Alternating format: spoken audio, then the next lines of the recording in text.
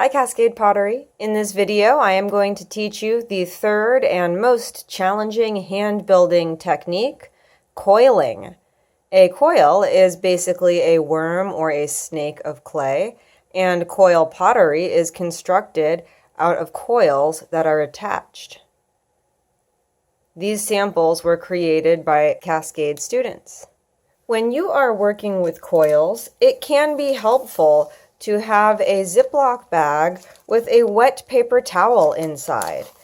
You will want to prepare some coils in advance, and having a nice humid bag to keep them in will stop them from drying out before you're ready to use them. You'll also want some slip and some tool to score with. Definitely have your finger bowl handy, and I always like to have some kind of a cloth or paper towel that I can use to clean my hands as I go. Working with coils can be challenging, but I have some tips that will help you succeed. First up, you are going to want to roll out your coils from your fingertips all the way to your wrist. So that means you are going to need to remove any jewelry that you might be wearing on your fingers or your wrists. And you're going to need to push up your sleeves so that you have from fingertip to wrist to roll out your coils. I'm going to start just by squeezing it into a long coil-like shape, rotating as I go. Then I want to make sure that the table in front of me has a big clear space where I have room to roll. And this is what I was talking about with going from fingertips to wrist. A common mistake that I see when people are rolling out coils is that they will only roll the coil on a narrow section of their palm. This is not enough to have the coil complete a full rotation on the table, and what happens is that you will get places that are flattened. If that happens to you, here's something you can do to fix it.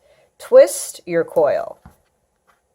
Twisting a coil that is starting to flatten can help you round it out once again. It is most important to have a clear, large work area where you can roll the coil from fingertip to wrist.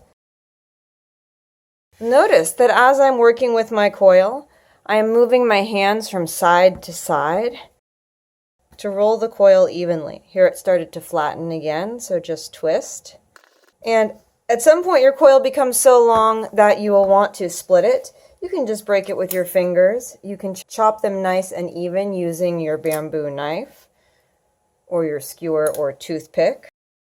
I already have more coil than I can work with at once, so I'm going to put this coil into my moist bag and seal it up so that it doesn't dry out while I'm working. As with any technique we're using with this clay, approximately pinky finger thickness is ideal. So as you can see, this is a great size coil to work with. I'm going to curl my coil into a spiral. If your coil cracks when you bend it, it is too dry. You can heal cracks by dipping your finger in your finger bowl and polishing gently like you're brushing your teeth. But you may want to add a little more moisture to your clay, put your coils in a moist bag for a while and come back to them when they're a bit softer so that they will not continue to crack.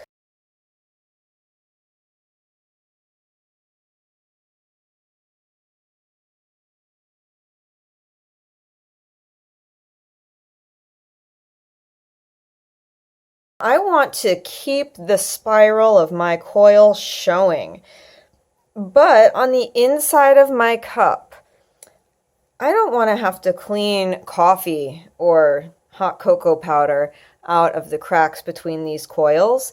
So to make this functional for beverages and easy to clean in the kitchen, I'm going to blend one side until the coils are completely smooth, while leaving the other side That will be the bottom of my mug, unblended, to show the decorative coil.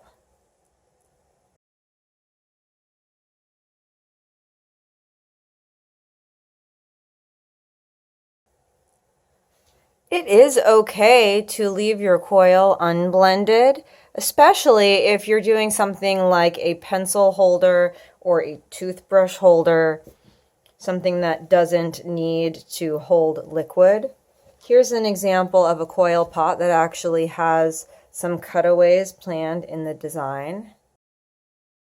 So it is up to you if you will leave your coils unblended, or if you will blend yours like I am doing in this tutorial.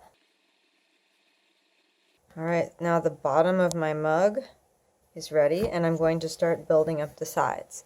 But first, I need to make more coils.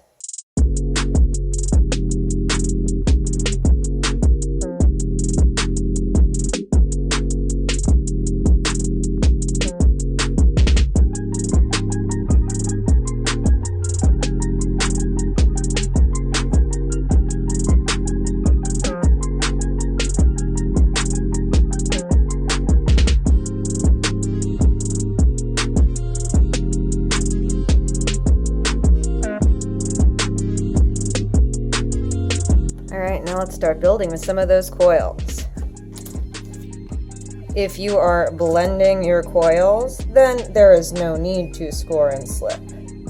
I am only blending the interior, so I want to be careful as I am working not to smush the line between the coils on the exterior.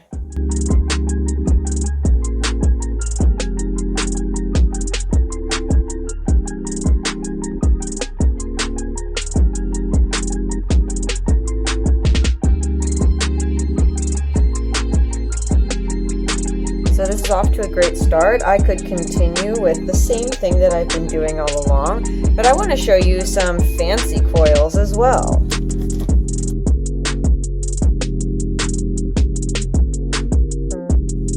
You can twist two coils together to make a decorative coil.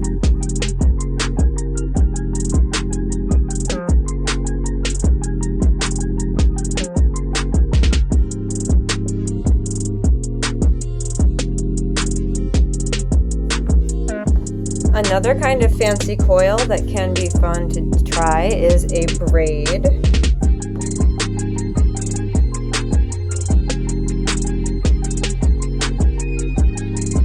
With 3 strands, crossing the outer strands over the middle.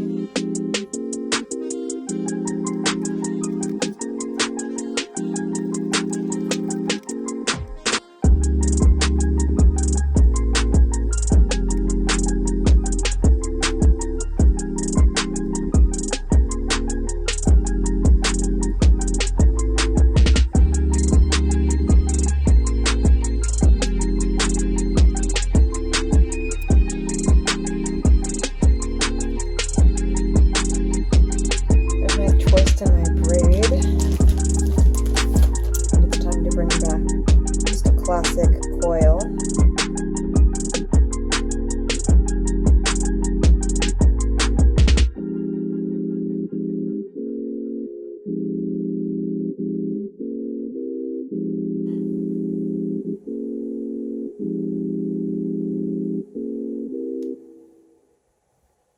Here's another idea for fancy coils. I want to make a lot of small spirals and put them in a row around the rim. And I want them all to be the same size, so I'm going to use a lid from a slip cup to measure them.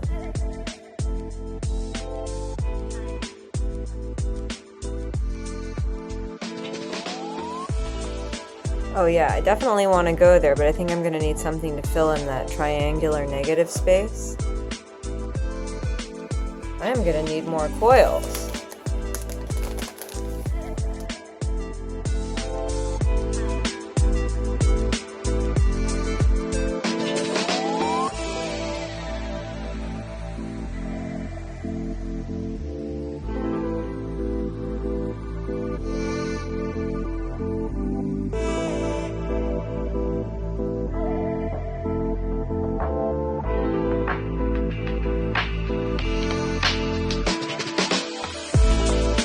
essentially what I've done here is create a slab out of coils, and I'm going to use that slab to build up the wall.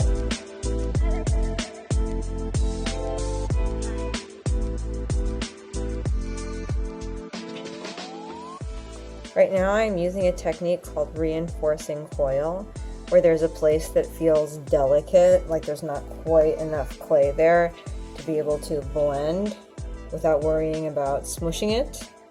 So I'm just getting a little pinch from a moist coil and adding that in to any weak or too thin spot.